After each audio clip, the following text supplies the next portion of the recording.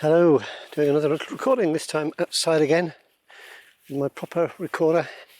It's the 28th of February 23. Last day of February already, so looking forward to March, beginning of spring. Going up a big hill, so yeah, might be a bit of a breeze. So sorry if there's wind noise. I do try and shield the recorder. It's just Lottie and me. It's lovely when we get in the sunshine. It's just a cold wind. Got a bit of blue sky and some cloud. Come on, Lottie, this way. Good girl. So, things are hotting up in the stakes of getting this book finished.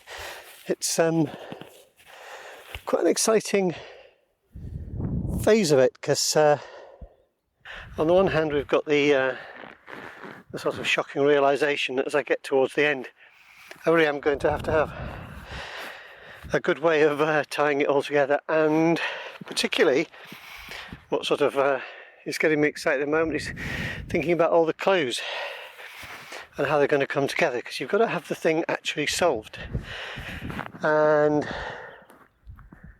a bit like in the last one, an accomplice to murder, there is more than one crime going on.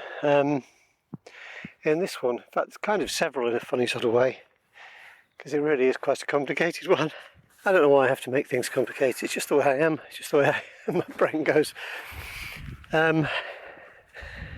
So it could be quite terrifying. It's sort of a bit of not fear, but you know how a bit of adrenaline can kick in sometimes. I might go back to doing these indoors. It's a good deal easier, but it's kind of nice to do it when you're out here marching through the Devon countryside. So I was talking about adrenaline kicking in, and there's kind of two kinds, aren't there? It's like there's the fear of doing something, you run away from it, and there's the kind of right, let's get into this, let's roll our sleeves up and go for it. And it's a bit like that. So yep, I know I've now got to have my various detectives solving these crimes, having set them up over a long period, but it's kind of a fun thing to do. I guess it's the fact that I like solving problems. That kind of thing fires up my brain.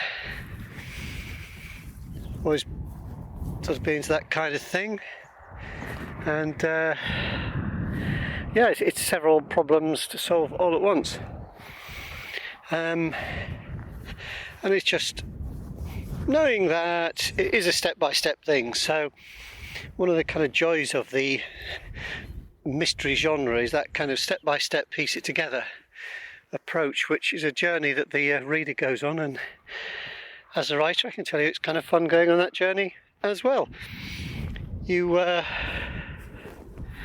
get to think about how it will pan out and just put the pieces in place one after another.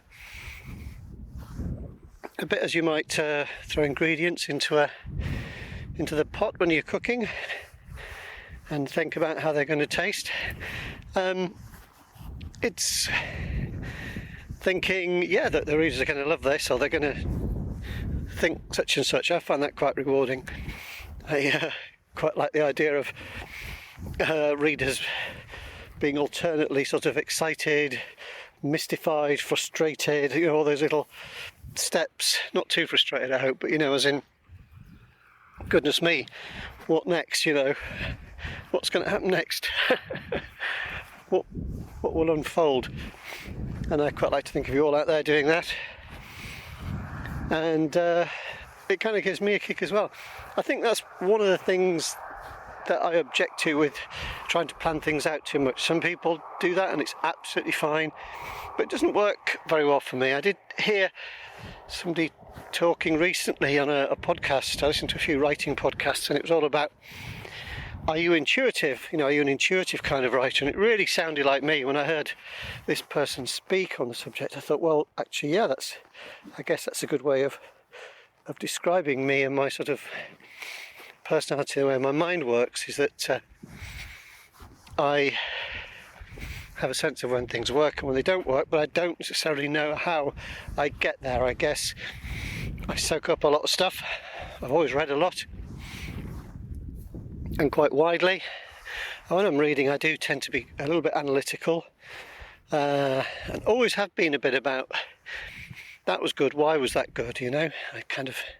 I've always thought that, even since I was a kid really. I would sometimes go back and read another few paragraphs again, or another few pages again, just to think, wow, that's amazing, and just read it again. Whereas a lot of people will just press on and whiz through and, you know, go over their heads. I was kind of soaking it all up. So, which is all fine, you know, we're all different. We all have our own ways of reading and doing things, enjoying things. And, you know, that's the way my brain is wired, I guess.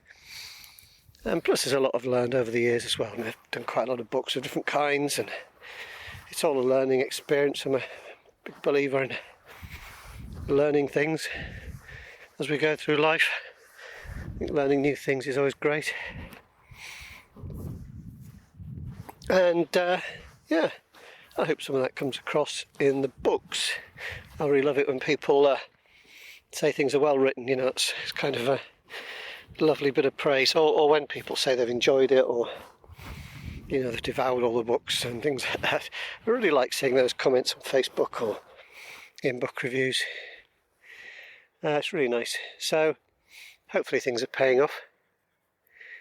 So that's kind of the stage I'm at. It's piecing together the clues, and sometimes what I'll do is I'll start making really rough notes, and that'll turn into a rough draft, because I'll you know, I might scribble down a couple of options, say, for how something might pan out. You know, could it be this? I'll literally write or this, or, you know, something else, and then I'll look at those and I'll sort of look for the loopholes, look for any objections I might have. And if part of me says, well, that's not going to work for this reason, or I just don't like something, maybe I think it's just not going to be very interesting, and I'll tend to then plump for something and start putting down dialogue particularly, and just blasting it down really quickly, because then that way you can keep in the kind of the flow, and it feels more like a natural conversation that the characters are having. If you write it quite quickly, if you slow down too much, I think it becomes a bit forced and strained. So I tend to sort of write in quick bursts and then have a break, and then, you know, maybe do something else for a little bit. Go and put some laundry on or something, or walk the dog like I'm doing now, and then put some more down. Hopefully, just keep that going. On a good day I can keep that going quite a bit, and other days it gets harder, but yeah, it's coming along, and it is an exciting stage. The clues, of course, have got to be matched up with what came earlier in the book, and sometimes I've already laid the path. What I do is I kind of, again, sort of intuitively leave things that might snag the eye of a mystery reader, or maybe they'll just go past. Either way, it's okay, just as long as the little things there, little hints, and I put in more of those, then will pan out, because these are the famous red herrings. And, you know, I think they're fun as well. I think they're all part of it, and that all adds a layer of interest as you go, because you're at the back of your mind as a reader thinking, well, is that relevant, is that important, or oh, that could be a thing. It might just be a look somebody gives, or something they say, or a hint. And some of those will be played out and some of them won't, because you can't do every single thing. I mean, if it's a major one, yes, then you owe it to the reader to explain how it's relevant. So there's some of that I'm doing as well. I hear a tractor roaring along the lane down there. Local farmer doing some jobs, feeding his cows, I guess.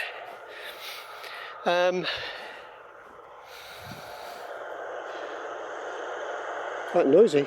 Yeah, it's got a bale of silage attached to the front, or haylage, one or the other. So yeah, you kind of try and play out the most obvious ones, because people don't like loose threads. So if it's a minor mention, then you know it's okay, it's a red herring, or you might have to explain it. It depends. It's a judgment thing really, and I will be checking for that when I do my next draft of the book. When I go through, I'll be looking out for things and making sure that they pay off one way or another usually. And it is getting there. It's quite exciting to be on that stage of the book. Things happening, clues coming together. It's going to be quite a fun one.